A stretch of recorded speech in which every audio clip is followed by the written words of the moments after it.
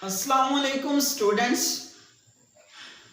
अब हम स्टार्ट करने लगे हैं एक्सरसाइज 5, जिसका क्वेश्चन नंबर 1 हमारे पास है फिल इन द ब्लैंक्स। तो हमने ब्लैंक्स फिल करनी है विद अप्रोप्रिएट वर्ड्स, यानी उन ब्लैंक में आपने वो वर्ड्स लगाने हैं जो वहां पर आ रहे हैं। तो स्टार्ट करते हैं फर्स्ट ब्लैंक से। फर्स्ट स्टेटमेंट है हमारे पास अ sort is a square root that cannot be reduced to a dash number। तो स्टूडेंट्स, जो फर्स्ट स्टेटमेंट में सोर्ड का वर्ड आया है SURD, सोर्ड, सोर्ड का मतलब इसका क्या होता है? जब भी बेटा किसी भी नंबर का स्क्वायर रूट आ जाता है, जैसे 2 का स्क्वायर रूट लिखा मैंने और 4 का स्क्वायर रूट लिखा। अब बेटा 2 का अगर स्क्वायर रूट लिया जाए तो वो आपके पास 1.142 आगे जो भी वर्ड आते हैं समथिंग आता है। लेकिन अगर 4 का स्क्वायर रूट लिया जाए तो हमारे पास आता है एक होल नंबर, जैसे कि 4 का स्क्वायर रूट लिया 2। तो जिस स्क्वायर रूट का आंसर पॉइंट्स में आ जाता है उसे हम सोर्ड कहते हैं, सोर्ड, SURD। तो फिर इस ब्लैंक का मतलब क्या हुआ कि surd is a square root that can not be reduced to a dash number. तो सोर्ड कभी भी किसी भी नंबर को होल नंबर में रिड्यूस नहीं करती। तो आपका आंसर होगा होल, वहां आप ब्लैंक में लिखेंगे whole. Next, the reciprocal of 1 divided by 1 divided by y, इसको हम लिख सकते हैं 1/y। रेसिप्रोकल लें तो y ऊपर 1 नीचे, तो y/1 is equal to y। तो इसका आंसर हो जाएगा y। तो स्टूडेंट्स, हम साथ साथ ये रफली थोड़ा सॉल्व भी करेंगे। थर्ड स्टेटमेंट है the third power of the base 5, base 5 हो यानी 5 की पावर 3 हो, तो 5 multiply by 5 multiply by 5, 5 5s are 25, 25 5s are 125। तो आपका आंसर होगा 125। नेक्स्ट हमारे पास है x की power 1/3 is expressed in the radicand form as. हमने x की पावर 1/3 इसको रेडिकैंड फॉर्म में लिखना है। तो इसको रेडिकैंड फॉर्म में कैसे लिखते हैं? रेडिकैंड ऑफ x विथ बेस 3, यानी रेडिकैंड फॉर्म में x की पावर 1/3 को इस तरह से लिखा जाता है। नेक्स्ट, फिफ्थ स्टेटमेंट है a base raise to the power of dash is equal to 1, कि कोई भी बेस हो हमारे पास उसकी पावर क्या हो तो वो 1 के इक्वल होती है। वो हमने लॉस ऑफ एक्सपोनेंट में देखा कि वो 0, जब भी किसी भी बेस की पावर 0 हो जाए वो 1 के इक्वल होता है। तो students, fill in the blanks हमने सॉल्व कर ली हैं। नेक्स्ट है हमारे पास क्वेश्चन नंबर 2, जिसकी स्टेटमेंट ये है state whether the following are true और फॉल्स। हमने क्या करना है? स्टेटमेंट्स गिवन है, हमने बताना है कि ट्रू है या फॉल्स है। तो स्टार्ट करते हैं। फर्स्ट स्टेटमेंट है 8, इसका स्क्वायर रूट है। फिर हमारे पास मल्टीप्लाई 6 का square root, produce a surd. 8 का स्क्वायर रूट मल्टीप्लाई बाय 6 का स्क्वायर रूट। जब आप इन दोनों का स्क्वायर रूट लेंगे और उसे मल्टीप्लाई करेंगे तो वो सोर्ड ही आएगा। तो ये स्टेटमेंट आपकी ट्रू है, क्योंकि इसका आंसर पॉइंट्स में जाएगा। तो जिसका आंसर पॉइंट्स में चला जाए वो हमारे पास सोर्ड होती है। Next, every irrational number is a sword. तो स्टूडेंट्स, हर रैशनल नंबर सोर्ड होता है, ये स्टेटमेंट फॉल्स है। हर जो इररेशनल नंबर है वो सोर्ड नहीं होता। तो ये आपकी स्टेटमेंट होगी फॉल्स। सेकेंड स्टेटमेंट फॉल्स हो गई। Next, the product law of indices states that a की power m multiply by a की पावर n। तो स्टूडेंट्स हमने लॉज ऑफ इंडिसेस में देखा कि जब इनको हम सॉल्व करते हैं तो पावर्स ऐड होती हैं। यहां पे लिखा हुआ है a की power m multiply by n, तो ये स्टेटमेंट फॉल्स हो जाएगी क्योंकि पावर्स ऐड होती हैं, बुक में उन्होंने मल्टीप्लाई में लिखा हुआ है। नेक्स्ट फोर्थ स्टेटमेंट है व्हेन x की power 3 is divided by x की power 5 the answer is x की पावर -4।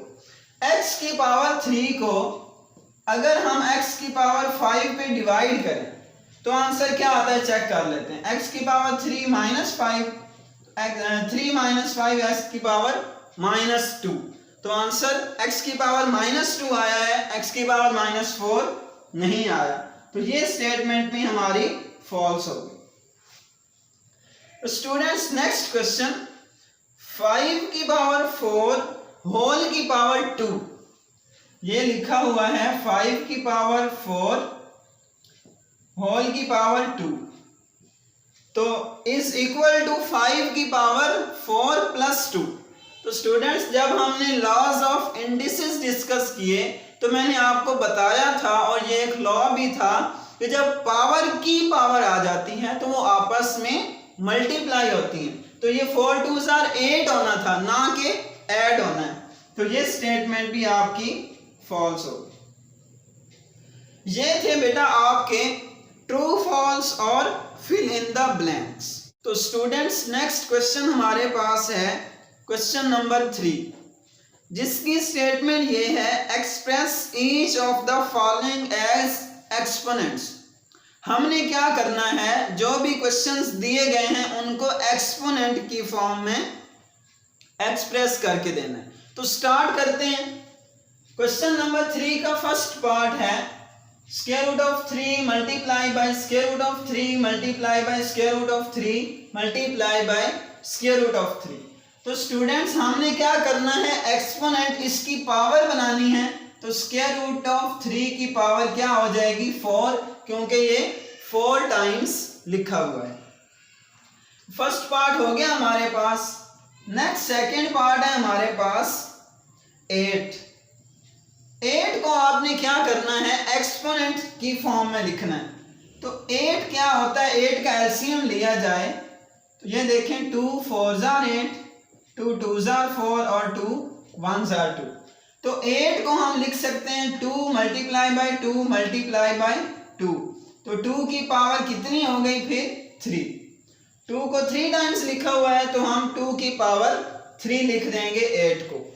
तो ये सेकंड पार्ट है हमारे पास। नेक्स्ट इसका है थर्ड पार्ट। थर्ड पार्ट में हमारे पास लिखा हुआ है 2 डिवाइडेड बाय 3। 2 डिवाइडेड बाय 3 हमने इसको एक्सपोनेंट की फॉर्म में लिखना है, एक्सपोनेंट्स में एक्सप्रेस करके देना। तो स्टूडेंट्स 2/3 इसकी पावर कोई भी नहीं बनती तो हम क्या लगा देंगे 1, क्योंकि 2/3 इसकी पावर 1 लें तो आंसर हमें वापस वही मिलेगा, तो ये मैंने पावर इसकी 1 कर दिया। क्यों? क्योंकि हमने इन क्वेश्चंस को एक्सपोनेंट की फॉर्म में एक्सप्रेस करके देना है, तो इसलिए मैंने इसकी पावर लगा दी है। ये हम पावर को एक्सपोनेंट भी कहते हैं। नेक्स्ट हमारे पास इसका फोर्थ पार्ट है 8/27। 8/27। तो स्टूडेंट्स इसको हम सॉल्व कर लेते हैं। 8/27, 8 का तो हमें पता चल गया 2 की पावर 3 हो जाएगा। 27 देख लेते हैं, 27 का स्क्वायर रूट लिया जाए 3, 9s are 27, 3 3s are 9 और 3 1s are 3। तो 8 हो गया 2 मल्टीप्लाई बाय 2 मल्टीप्लाई बाय 2 और 27 3 मल्टीप्लाई बाय 3 मल्टीप्लाई बाय 3। तो हमारे पास 8 को हम लिखेंगे 2 की पावर 3 और 27 को 3 की पावर 3। 2 की पावर भी 3 है और 3 की पावर भी 3 है। तो हम लिख देंगे 2/3 होल की पावर 3। ये हो गया आपका क्वेश्चन नंबर 3 का 4th पार्ट।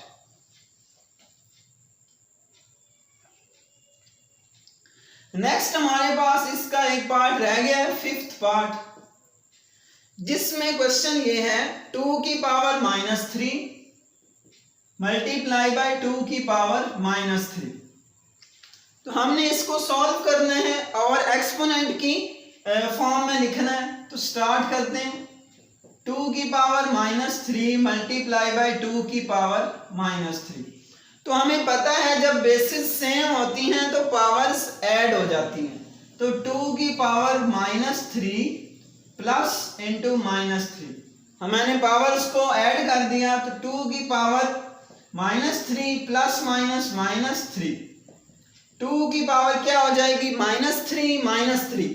जब दोनों वैल्यूज माइनस की हों तो हम उनको ऐड करते हैं और साइन माइनस का आता है। तो 3 + 3 6, 2 की पावर -6 हमारे पास आंसर आ गया।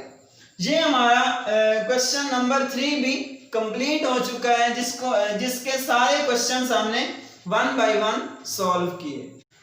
तो स्टूडेंट्स हम सॉल्व कर रहे हैं एक्सरसाइज 5, जिसका अब नेक्स्ट क्वेश्चन हम सॉल्व करने लगे हैं क्वेश्चन नंबर 4।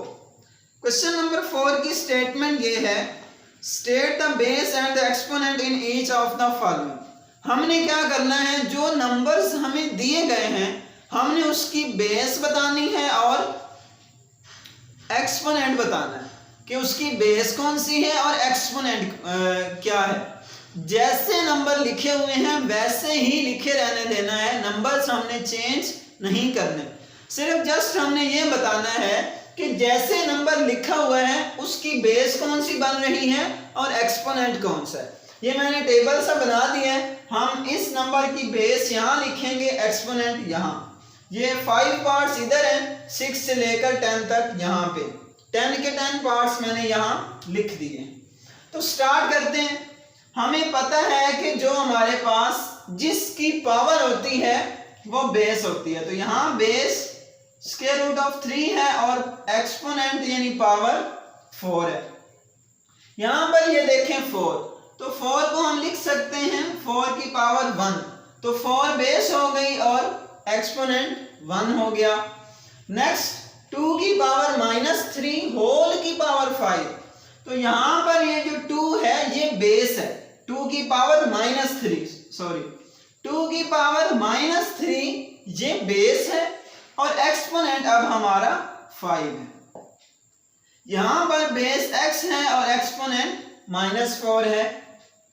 यहां पर बेस √5 है और एक्सपोनेंट 0 है। यहां पे आ जाए 6 पार्ट से 1 की पावर 1 होता है, तो 1 को मैं 1 की पावर 1 लिख दिया। तो यहाँ पे बेस भी 1 और एक्सपोनेंट भी 1। नेक्स्ट यहाँ पर बेस √3 और एक्सपोनेंट 1/2। आगे चलते हैं। 5 बेस हो गई और एक्सपोनेंट 1/2।